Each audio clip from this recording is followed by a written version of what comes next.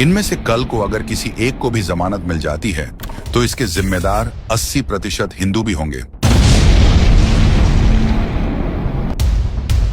क्योंकि जाने अनजाने में हम सभी इनके महंगे वकीलों का खर्च उठाने वाले हैं। और इस बात की जानकारी हिंदुओं को है ही नहीं कि उन्हीं के पैसों से ऐसे कट्टर के लिए महंगे वकीलों की फौज खड़ी की जाती है। सीट की बेल्ट बांध लो चमचों, क्योंकि तुम्हारे आकाओं का एक और चिट्ठा खुलने जा रहा है। इससे पहले आप कांग्रेस की घटिया करतूतें जानो, पहले आप ये जानिए कि ये हलाल प्रोडक्ट होता क्या है। हलाल यानी ऐसे प्रोडक्ट जो खास वर्ग के नियमों के अनुसार बनाया गया हो, तभी खास वर्ग के लोग उसे इस्तेमाल करेंगे। और इसी के नाम पर देश में करोड़ों रुपए की हलाल इंडस्ट्री चल रही है। और इस इंडस्ट्री की कीमत उन हिंदुओं से वसूली जा रही है जिन्हें हलाल सर्टिफिकेशन से कोई लेना देना ही नहीं है। इंदिरा के काल 1974 से पहले भारत में हलाल सर्टिफिकेशन नाम की कोई चीज ही नहीं थी। मतलब कि कांग्रेस के काल में एक नया हलाल बाजार तैयार करने की नींव रखी गई। 1993 तक यह सिर्फ मांस तक सीमित थी, लेकिन उसके बाद तुष्टीकरण के लिए कांग्रेस सरकारों ने और चीजों में इस्तेमाल करने की छूट दे दी। भारत में जमात उलेमा ए हिंद जैसे संस्थान हलाल सर्टिफिकेशन देती है और बदले में कंपनियों से मोटा रकम लेती है,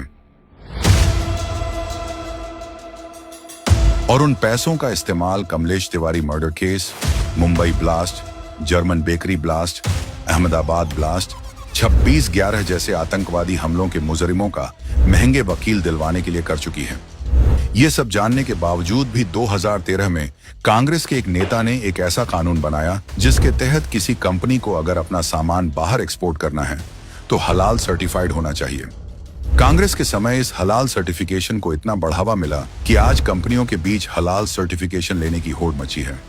हलाल डेटिंग साइट, कॉस्मेटिक, अपार्टमेंट्स और हलाल स्टॉक्स तक आ गए हैं। ऐसे में ये सवाल उठना तो लाजमी है कि क्या एक खास समुदाय के लिए हमारे देश की ISI और फसाई जैसे मौजूदा सरकारी प्रमाण पत्र की कोई वैल्यू नहीं रह गई है।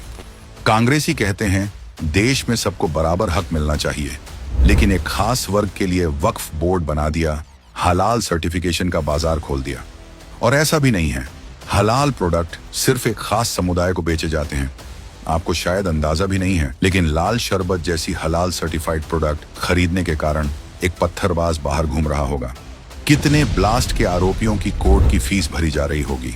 ऐसे लोगों की दुकान हमेशा चलती रहे, इसीलिए ये लोग संगठित रूप से चुनाव के समय कांग्रेस को समर्थन देने का ऐलान करते हैं। अब सवाल सिर्फ राजनीतिक नहीं, देश की सुरक्षा का है। क्या हम ऐसी पार्टी का समर्थन करेंगे जिन्होंने हिंदुओं से इतने बड़े पाप करवाने की शुरुआत की? नाम बदला है, नियत नहीं। महागठबंधन की जरूरत नहीं। आज ही लें संकल्प।